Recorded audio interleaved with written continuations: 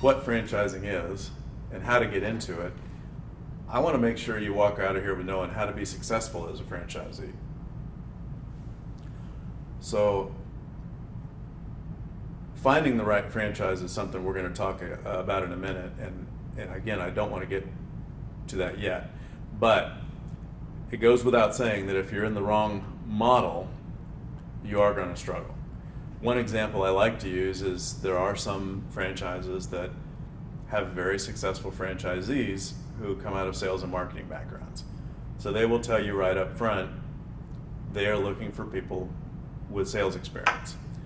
Now, if you come to me and say, here's my profile, here's what I like to do, my strengths and weaknesses, and I'm really not fond of sales, but I really like this business, well, you've got an inherent roadblock in front of you. Definitely walking into a business with a headwind, which is not something that you want to do.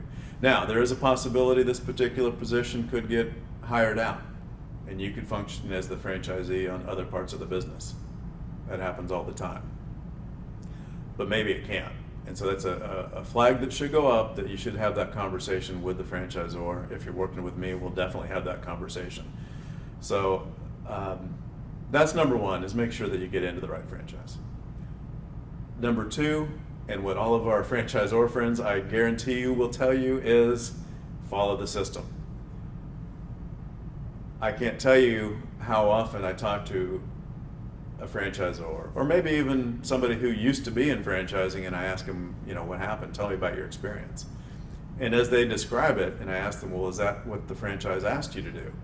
Well, no, they gave me this system, but I thought this was a better way to do it. What? So the franchisors are all going to tell you follow the system, and if you don't, it's kind of that buyer beware thing, because there's no point in getting into franchising if you're not going to follow the system. Stay engaged kind of just goes without saying. You're investing a lot of money. You're the franchisee. You are the owner of this business, so pay attention to it. Be involved, be engaged, even if it's what we call in the industry a passive investment or semi-passive, semi-absentee, which means the business is designed to run without you. That doesn't mean that you're not engaged in the business, that you're not paying attention to it, and that you are not managing the management team, and that you are not running the numbers almost daily, even though you're not there operating it. Be accountable and responsible for your own success. Don't be that franchisee that has struggles and says, my market's different, my customer's different, I need to change the system. No, you don't. Follow the system and be accountable. Get up every morning and do it. Lastly, if you're doing a $10 an hour job in your business, you're not running a business. Hire that job out. Pay somebody else the $10 an hour so you can grow the business and work on it, not in it.